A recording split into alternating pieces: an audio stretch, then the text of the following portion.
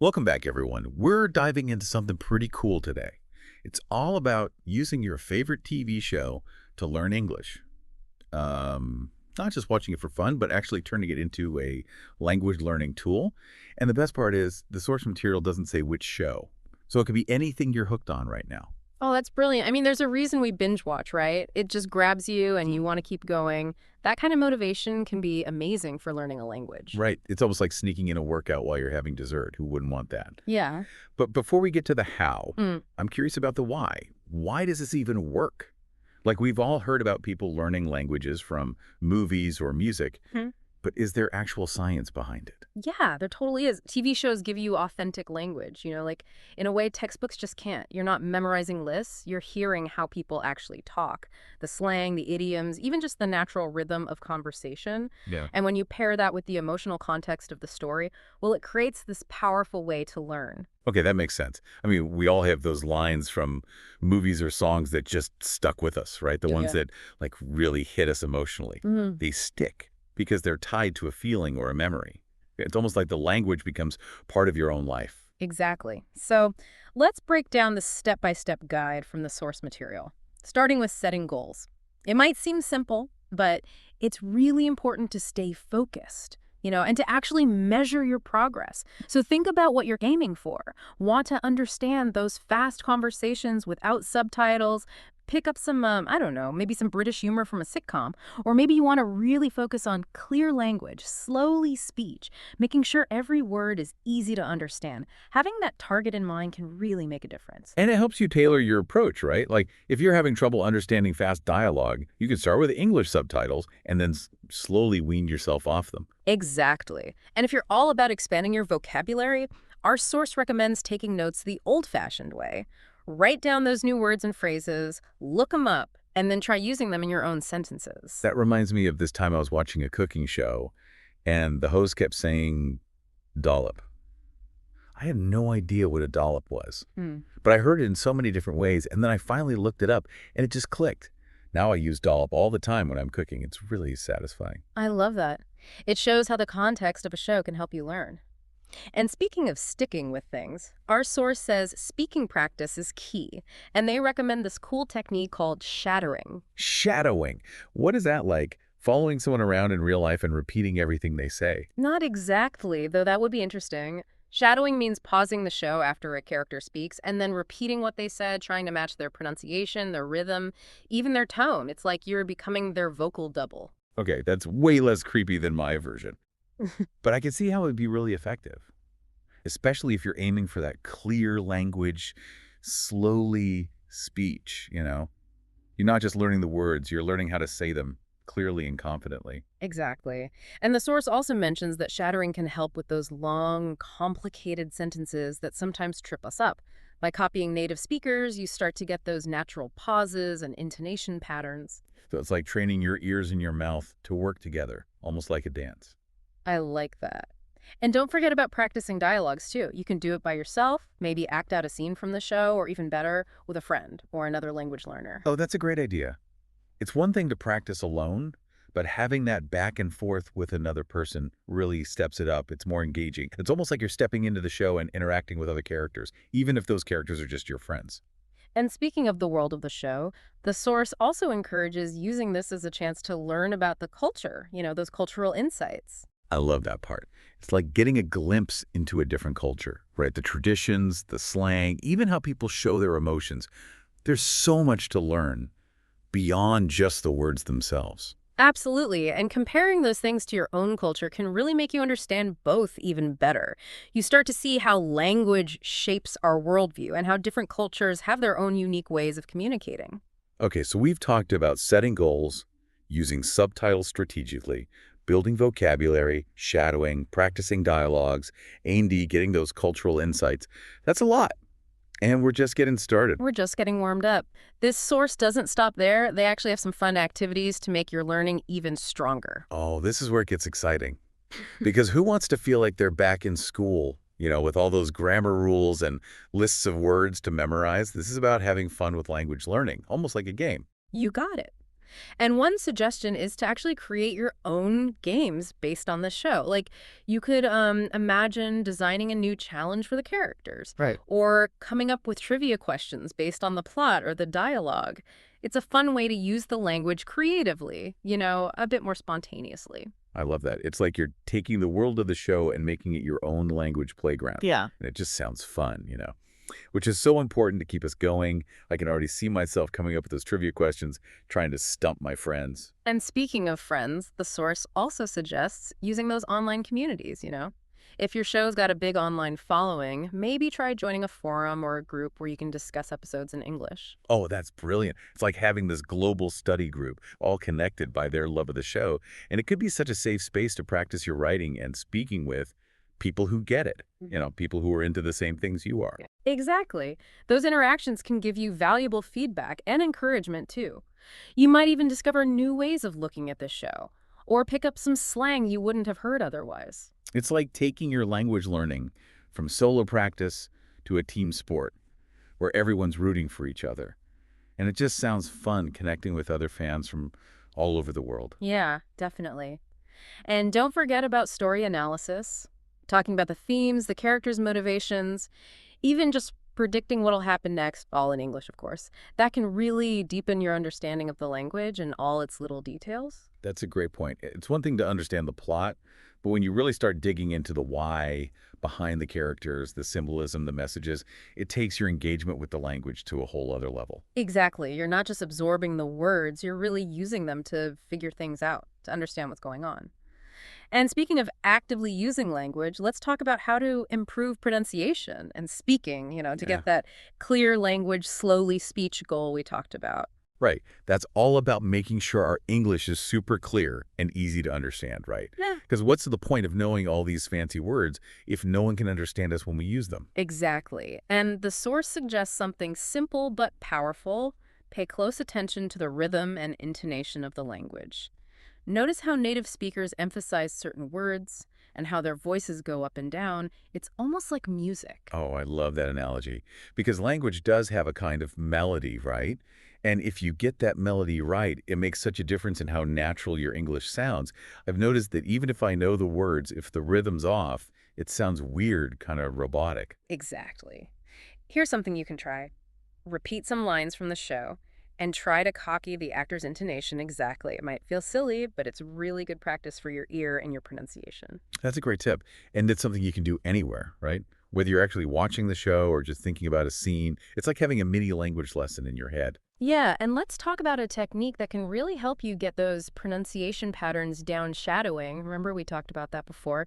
It's listening to a scene and then repeating it out loud, trying to sound just like the actors. Yeah, like becoming their vocal twin, which is kind of fun, I have to admit. But I can see how it would help with fluency and reducing your accent. It's like a workout for your English, Mm. helping you get stronger and more flexible when you speak. And the best part is you can do it anytime, anywhere, as long as you've got your headphones. It's like a portable language gym. Now, I know shadowing can be a bit scary at first, especially if you're just starting out. Any tips to make it less overwhelming? Absolutely. One thing you can do is start with short bits of dialogue, like a sentence or two, and then as you get better, you can gradually make them longer and more challenging. That makes sense. It's like lifting weights. You start with lighter ones and then get heavier as you build up your strength. Exactly. And remember, it doesn't have to be perfect. It's all about improving over time, and every time you practice, you're getting closer to being fluent. And speaking of practice, another thing you can do is record yourself reading a scene and then listen back to it, comparing it to the original. It's like having your own personal language coach, helping you figure out what to work on. That's a great way to find your strengths and weaknesses, and then you can focus your practice on what you need.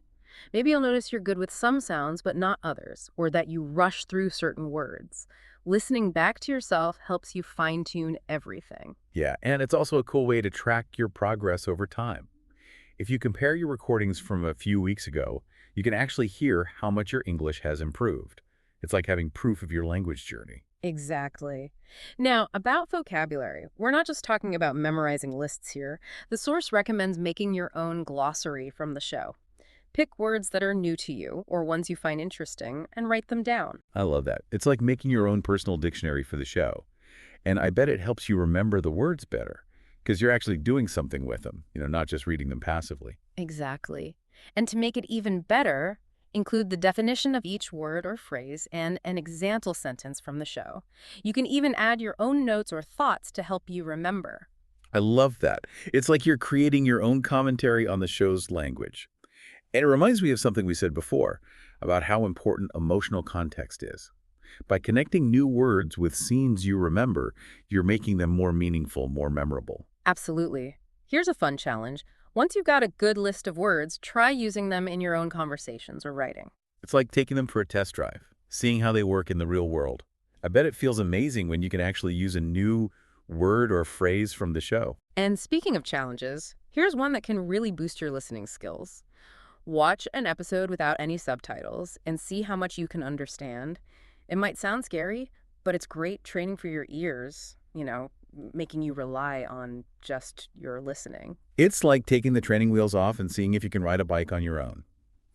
I have to admit, watching without subtitles makes me a little nervous, but I can see how satisfying it would be. It's a real test of how far you've come. Here's a tip. Before you watch without subtitles, skim the episode summary or read a little bit about it online. That way you'll have some idea of what's going on. Oh, that's smart. It's like having a map before you go on a trip. Gives you some context and helps you figure out what's happening, even without seeing the subtitles. Exactly. And don't worry if you don't get everything at first. The goal is to get better over time. With each try, you'll pick up more and more. Remember, even native speakers miss things sometimes or have to rewind to catch a line.